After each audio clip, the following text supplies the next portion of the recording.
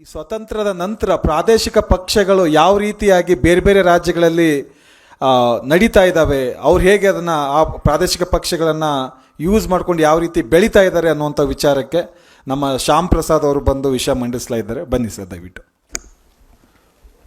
ಹಿರಿಯರಿಗೆಲ್ಲ ನಮಸ್ಕಾರ. ಗೆಳೆಯರೇ, ಎಲ್ಲ ಕನ್ನಡ ಮನಸ್ಸುಗಳೇ, ನಾನು ಶ್ಯಾಮ್ ಪ್ರಸಾದ್. ಕಳೆದ 25 ವರ್ಷಗಳಿಂದ ಪತ್ರಕರ್ತನಾಗಿ ಕೆಲಸ ಮಾಡಿದ್ದೀನಿ.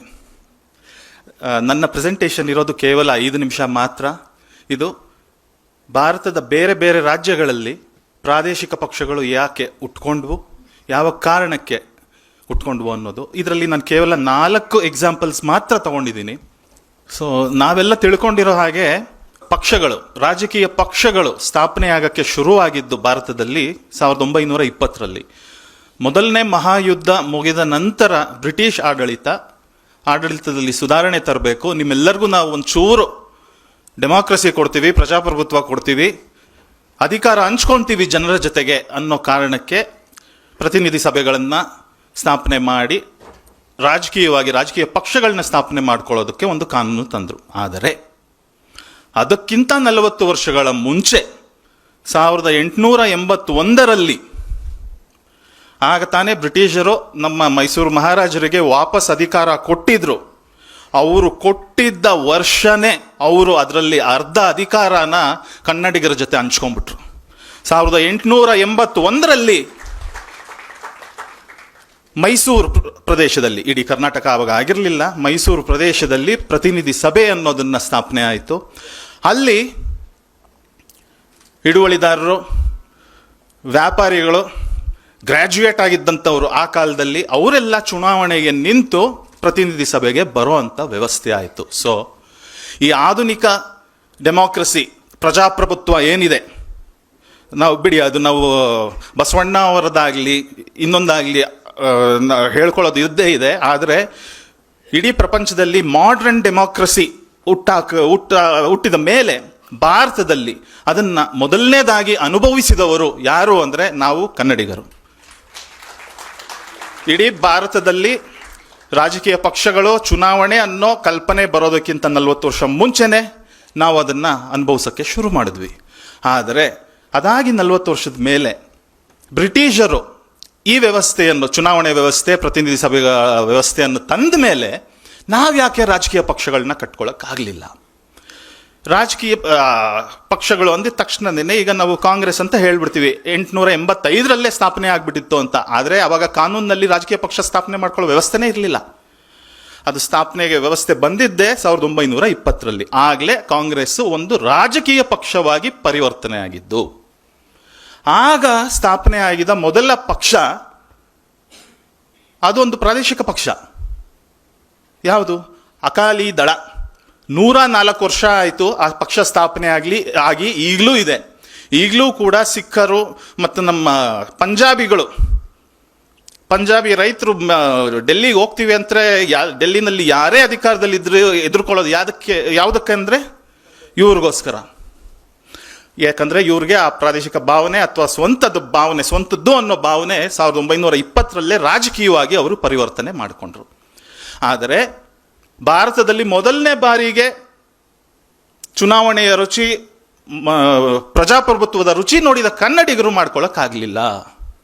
ಯಾಕೆ ಅನ್ನೋದನ್ನ ನೋಡ್ಕೊಂಡು ಹೋಗೋಣ. ಹೇಳಿದ್ನಲ್ಲ, ಕಾಂಗ್ರೆಸ್ ಅನ್ನೋ ಒಂದು ವ್ಯವಸ್ಥೆ, ಕಾಂಗ್ರೆಸ್ ಪೊಲಿಟಿಕಲ್ ಪಾರ್ಟಿಯಾಗಿ, ರಾಜಕೀಯ ಪಕ್ಷವಾಗಿ 1920ರಲ್ಲಿ ಆಗತ್ತೆ. ಈಗ ನಾವು ತುಂಬ ಜನ ನಾವು ಹೇಳೋದಿದೆ, ಎಕ್ಸಾಂಪಲ್ಲು, ಉದಾಹರಣೆಯಾಗಿ ಕೊಡೋದೆ ತಮಿಳ್ನಾಡಿನ ಬಗ್ಗೆ. ತಮಿಳರನ್ನ ನೋಡಿ ಕಲಿಬೇಕು, ಭಾಷಾಭಿಮಾನ, ರಾಜಕೀಯದಲ್ಲಿ ಗಟ್ಟಿಯಾಗಿ ಹೇಗಿರಬೇಕು ಅಂದರೆ ತಮಿಳವ್ರನ್ನ ನೋಡಿ ಕಲಿಬೇಕು ಅಂತ. ಆದ್ರೂ ಅದು ತಮಿಳವರು ಕಲ್ತಿದ್ದು ಯಾಕೆ ಅನ್ನೋದು, ಅದು ಕೂಡ ಹಿಂದಿ ಹೇರಿಕೆಯಿಂದ. 1920ರಲ್ಲೇ ಅಲ್ಲಿ ಜಸ್ಟಿಸ್ ಪಾರ್ಟಿ ಅನ್ನೋದು ಶುರು ಆಯಿತು. ಆಗ ಮಡ್ರಾಸ್ ಪ್ರೆಸಿಡೆನ್ಸಿನಲ್ಲಿ ಇದ್ದಂಥ ತಮಿಳು ಭಾಷಿಕ ಪ್ರದೇಶ, ತೆಲುಗು ಭಾಷಿಕ ಪ್ರದೇಶ, ಮಲಯಾಳಿ ಭಾಷಿಕ ಪ್ರದೇಶ, ಕನ್ನಡ ಭಾಷಿಕ ಪ್ರದೇಶಗಳು ಕೂಡ ಆ ಮಡ್ರಾಸ್ ಪ್ರೆಸಿಡೆನ್ಸಿನಲ್ಲಿ ಇದ್ದವು. ಸೊ ಜಸ್ಟಿಸ್ ಪಾರ್ಟಿನಲ್ಲಿ ಎಲ್ಲ ಭಾಷಿಕರು ಇದ್ದರು. ಆಗ ಹಿಂದಿ ಏರಿಕೆ ಆಗಲಿಲ್ಲ. 1920ರಿಂದ 1936 ತನಕ ಜಸ್ಟಿಸ್ ಪಾರ್ಟಿ ಅಧಿಕಾರದಲ್ಲಿತ್ತು ಮಡ್ರಾಸ್ ಪ್ರೆಸಿಡೆನ್ಸಿನಲ್ಲಿ. 1936ರಲ್ಲಿ ಕಾಂಗ್ರೆಸ್ ಅಧಿಕಾರಕ್ಕೆ ಬಂತು, ಹಿಂದಿ ಏರಿಕೆ ಶುರುವಾಯಿತು. ಸೊ ಅವ್ರಿಗೆ ಒಂದು ಕಾರಣ ಸಿಕ್ತು. ಆಗ ಯಾರು ಹೋರಾಟ ಮಾಡಕ್ ಆಗ್ತಾ ಇಲ್ಲ ಜಸ್ಟಿಸ್ ಪಾರ್ಟಿಗೆ. ಆಗ ಜಸ್ಟಿಸ್ ಪಾರ್ಟಿಗೆ ಒಬ್ಬ ಹೊಸ ನಾಯಕನ್ನ ನೇಮಿಸಿದ್ರು, ಅವರೇ ಪೆರಿಯಾರ್. ಅವರು ಅದನ್ನ ಜಸ್ಟಿಸ್ ಪಾರ್ಟಿಯನ್ನ ದ್ರಾವಿಡ ಕಜಗಂ ಅಂತ DK ಅಂತ ಶುರು ಮಾಡಿ, ಅದು ಮುಂದಕ್ಕೆ ಕವಲು ಹೊಡೆದು DMK ಆಗಿ AIDMK ಆಗಿ ಮೊನ್ನೆ ನಟ ವಿಜಯ್ ಅವರು ಸ್ಥಾಪಿಸಿರೋ ಪಕ್ಷದ ತನಕ ಸೇರಿ ತಮಿಳುನಾಡಲ್ಲಿ ಎಷ್ಟು ಪ್ರಾದೇಶಿಕ ಪಕ್ಷಗಳಿರ್ಬೋದು ಒಂದು ಊಹೆ ಮಾಡಿ. ಅಲ್ಲಿ ರೆಕಗ್ನೈಸ್ಡ್ ಆಗಿರುವಂಥವೇ 20 ಪಕ್ಷಗಳಿದ್ದಾವೆ. ಅದರಲ್ಲಿ 15 ತಮಿಳುನಾಡು ಕೇಂದ್ರಿತ ಪ್ರಾದೇಶಿಕ ಪಕ್ಷಗಳು. DMK ಹೋದ್ರೆ AIDMK ಕೊಡ್ಬೋದು, ಇಲ್ಲಾಂದ್ರೆ ವಿಜಯ್ ಅವ್ರು ಮಾಡಿರೋ ಹೊಸ ಪಕ್ಷಕ್ಕೂ ಕೊಡ್ಬೋದು. ಆ ಥರ ಆಯ್ಕೆಗಳು ಅವ್ರಿಗೆ ಇದೆ. ಇದರಿಂದ ಅವ್ರಿಗೆ ಏನು ಉಪಯೋಗ ಆಯಿತು ತಮಿಳುನಾಡವರಿಗೆ? ಈಗ ಇಡೀ ಭಾರತದಲ್ಲಿ ಮೀಸಲಾತಿ ಪ್ರಮಾಣ ಸುಪ್ರೀಂ ಕೋರ್ಟ್ ಆರ್ಡರ್ ಇದೆ ಅಂತ ಎಲ್ಲರೂ ಹೇಳ್ಬಿಡ್ತಾರೆ, ಎಲ್ಲ ರಾಜಕೀಯ ಪಕ್ಷದವರು 50%. ತಮಿಳುನಾಡಲ್ಲಿ ಮಾತ್ರ 69%. ಯಾಕೆ? ಅವರು ಸಂವಿಧಾನವನ್ನೇ ತಿದ್ದುಪಡಿ ಮಾಡಿಸ್ಕೊಳ್ಳೋ ಅಷ್ಟು ಶಕ್ತಿ ಇದೆ ಅವ್ರಿಗೆ. ತಮಿಳವ್ರು ಯಾರು ಹೋಗಿ ಪ್ರಧಾನಮಂತ್ರಿ ಆಗಬೇಕಾಗಿಲ್ಲ. ಇಲ್ಲಿ ನಿಂತ್ಕೊಂಡೇನೆ ತಮಿಳವರು ಡೆಲ್ಲಿನಲ್ಲಿ ಯಾವುದೇ ಪಕ್ಷ ಇರಲಿ, ಯಾರೇ ಅಧಿಕಾರ ಇರಲಿ, ಅವ್ರನ್ನ ಬಗ್ಗಿ ಬಡ್ದು ಅವ್ರಿಗೆ ಬೇಕಾಗಿರೋ ಕೆಲಸ ಮಾಡಿಸ್ಕೊಂತಾರೆ. ಇವಾಗ ತ್ರಿಭಾಷಾ ಸೂತ್ರ ಅದನ್ನ ಎಲ್ಲರ ಮೇಲೂ ಏರಿಕೆ ಮಾಡಿದ್ರು. ಆದರೆ ಅದಕ್ಕೆ ಬೇಕಾಗಿರೋ ಅಮೆಂಡ್ಮೆಂಟ್ ಕಾನ್ಸ್ಟಿಟ್ಯೂಷನ್ನಲ್ಲಿ ಮಾಡಿಸ್ಕೊಂಡಿರೋರು ಯಾರು? ತಮಿಳವ್ರು ಮಾತ್ರ. ಇದು ಒಂದೇ ಅಲ್ಲ, ಈ ರೀತಿ ನೂರಾರು ಉದಾಹರಣೆಗಳನ್ನ ಕೊಡಬಹುದು. ಅವ್ರು ಯಾರೂ ಪ್ರಧಾನಮಂತ್ರಿ ಆಗಬೇಕಾಗಿಲ್ಲ, ತಮಿಳ್ನಾಡಲ್ಲೇ ಕೂತ್ಕೊಂಡು ತಮಿಳವ್ರಿಗೆ ಏನು ಬೇಕೋ ಅದನ್ನ ಮಾಡಿಸ್ಕೊಳ್ಳೋ ಅಂತ ತಾಕತ್ತು ಶಕ್ತಿ ಅವರು ಪಡ್ಕೊಂಡಿರೋದೇ ಅವರ ಪ್ರಾದೇಶಿಕ ಪಕ್ಷಗಳಿಂದ, ನೆಲಮೂಲದ ಪಕ್ಷಗಳಿಂದ. ಸೊ ಈಗ ಹೇಳಿ ಅವರು ಹಿಂದಿ ಏರಿಕೆ 1936 ಆಯಿತು ಅಂತ ಪಕ್ಷಗಳನ್ನ ಈ ಥರ ಡಜನ್ ಗಟ್ಟಲೆ ಹುಟ್ಟಾಕಿದ್ದಾರೆ. ಕನ್ನಡಿಗರ ಮೇಲೆ, ಕರ್ನಾಟಕದ ಮೇಲೆ ಹಿಂದಿ ಏರಿಕೆ ದಬ್ಬಾಳಿಕೆ ಆಗ್ತಾ ಇದೆಯಾ ಇಲ್ವಾ? ನಮಗೆ ನಮ್ಮದೇ ನೆಲಮೂಲದ ಪಕ್ಷ ಬೇಕಾ ಬೇಡವಾ? ಸೊ ಅದು ಒಂದು ಕಾರಣ ಆಗಲಿ. ಬರೀ ಹಿಂದಿ ಏರಿಕೆ ಒಂದೇ ಅಲ್ಲ. ಇನ್ನು 1960ರಲ್ಲಿ ಈಗ ಮೊನ್ನೆ ನಮ್ಮ ಸರ್ಕಾರ ಸ್ಥಳೀಯರಿಗೆ ಉದ್ಯೋಗ ಮೀಸಲಾತಿ ಅಂತ ಮಾಡಿ ಎದುರುಕೊಂಡು ವಾಪಸ್ ಹೋಗಿದ್ದು ನೋಡಿದ್ದೀವಿ. ಈ ಕಷ್ಟನ ನಾವು ಮಾತ್ರ ಅನುಭವಿಸ್ತಿಲ್ಲ, ಎಲ್ಲ ಕಡೆನೂ ಅನುಭವಿಸ್ತಿದ್ದಾರೆ. ಮುಂಬೈನಲ್ಲಿ, ಪೂರ ಮಹಾರಾಷ್ಟ್ರ ಅಲ್ಲ, ಮುಂಬೈನಲ್ಲಿ ಈ ಪ್ರಾಬ್ಲಮ್ನ, ಈ ಕಷ್ಟನ ಅನುಭವಿಸಿದ್ದು ಮರಾಠಿಗರು 1960ರಲ್ಲಿ. ಪೈಗಳವ್ರ ಥರ ನಮ್ಮ ಶೆಟ್ಟಿಗಳೆಲ್ಲ ಅಲ್ಲಿ ಹೋಗಿ ಹೋಟೆಲ್ಗಳನ್ನ ಶುರು ಮಾಡಿದ್ರು. ಇಲ್ಲೆಲ್ಲ ಹೋಟೆಲ್ಗಳಲ್ಲೂ ಬರೀ ದಕ್ಷಿಣ ಭಾರತದವರೇ ಇದ್ದಾರೆ. ಲುಂಗಿ ಹಾಕೊಂಡು ಬಂದು ನಮ್ಮ ಕೆಲಸ ಎಲ್ಲ ಕಿತ್ಕೊತಾ ಇದ್ದಾರೆ. ಇನ್ನು ವ್ಯಾಪಾರ ಎಲ್ಲ ಗುಜರಾತಿಗಳ ಕೈಯಲ್ಲಿದೆ. ಇನ್ನು ಕಾರ್ಖಾನೆಗಳಲ್ಲಿ ಕೆಲಸ ಮಾಡೋರು ಎಲ್ಲರೂ ಉತ್ತರ ಭಾರತದಿಂದ ಬರ್ತಾ ಇದ್ದಾರೆ. ಆ ರೀತಿಯಲ್ಲಿ ಮರಾಠಿ ಮಾನಸ್ ಅಂದರೆ ಮರಾಠಿ ಅಸ್ಮಿತೆಯನ್ನು ಕೆಣಕ್ತಂಗಾಗ್ತಾ ಇದೆ. ನಮಗೆ ಇಲ್ಲಿನ ಜನಕ್ಕೆ ಉದ್ಯೋಗಗಳು ಬೇಕು, ಮಹಾರಾಷ್ಟ್ರದ ಉದ್ಯೋಗಗಳು ಮರಾಠಿಗರಿಗೆ ಬೇಕು ಅಂತ ಪ್ರಾದೇಶಿಕ ಪಕ್ಷ ಸ್ಥಾಪನೆ ಮಾಡಿದ್ದು ಬಾಳ್ ಠಾಕರೆ 1966ರಲ್ಲಿ. ಸೊ ಈಗ ಹೇಳಿ, ನಮ್ಮಲ್ಲಿ ಕನ್ನಡಿಗರಿಗೆ ಕರ್ನಾಟಕದಲ್ಲಿ ಉದ್ಯೋಗದಲ್ಲಿ ಮೀಸಲಾತಿ ಅಲ್ಲ, ನಮಗೆ ಪ್ರಾಮುಖ್ಯತೆ ಬೇಕು. ಇವಾಗ ನಮ್ಮ ಕವಿರಾಜ್ ಅವರು ಹೇಳ್ದಂಗೆ ಪ್ರಿನ್ಸಿಪಲ್ಸ್ ಆಫ್ ನ್ಯಾಚುರಲ್ ಜಸ್ಟಿಸ್ ಏನಿದೆ, ಮೊದಲು ಇಲ್ಲಿ ಇರೋರಿಗೆ ಕೊಡಬೇಕು, ನಂತರ ನಮ್ಮಲ್ಲಿ ಉಳಿದ್ರೆ ಮಿಕ್ಕವ್ರಿಗೆ ಕೊಡ್ಬೋದು. ಆದರೆ ಇಲ್ಲಿ ಏನಾಗ್ತಾ ಇದೆ, ಬರೋರಿಗೆಲ್ಲ ನಾವು ಕೊಟ್ಟು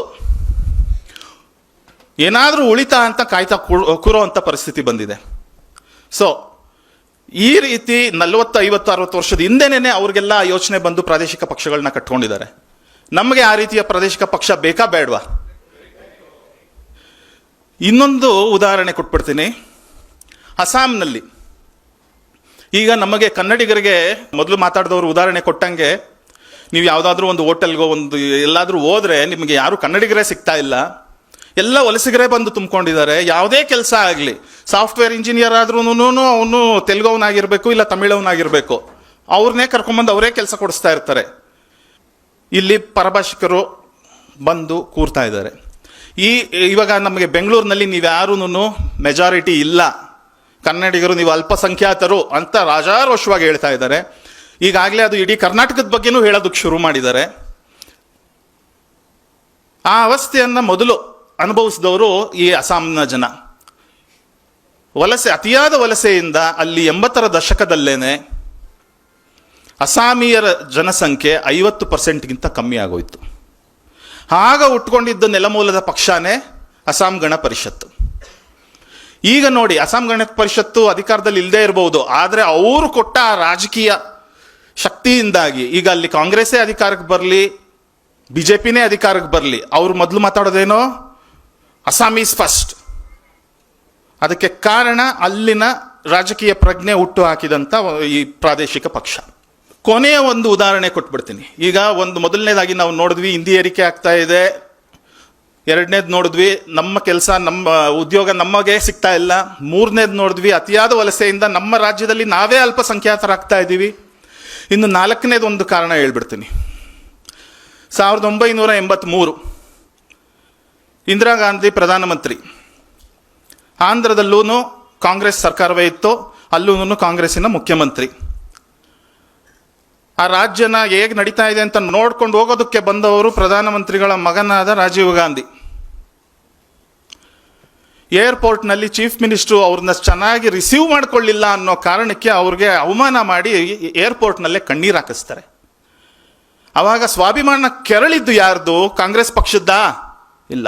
ಕಾಂಗ್ರೆಸ್ ಕಾರ್ಯಕರ್ತರದ? ಅಲ್ಲ, ತೆಲುಗು ಜನದ್ದು. ಆಗ ಹುಟ್ಕೊಂಡಿದ್ದೆ NTR ಅವರ ತೆಲುಗು ದೇಶಂ ಪಕ್ಷ.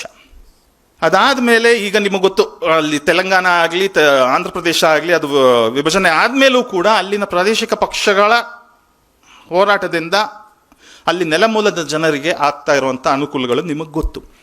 ಆದರೆ ಸ್ವಾಭಿಮಾನ ಅವರು ಕೆರಳಿತಲ್ವಾ, ಕನ್ನಡಿಗರಿಗೆ ಯಾಕೆ ಕೆರಳಲಿಲ್ಲ? 1983ರಲ್ಲಿ ಇನ್ಸಿಡೆಂಟ್ ಆಯಿತು ಅಂತ ಹೇಳಿದೆ. ಅದಾಗಿ 4 ವರ್ಷ ಆಗಿದೆ. ರಾಜೀವ್ ಗಾಂಧಿ ಈಗ ಪ್ರಧಾನಮಂತ್ರಿ ಆಗಿದ್ದಾರೆ.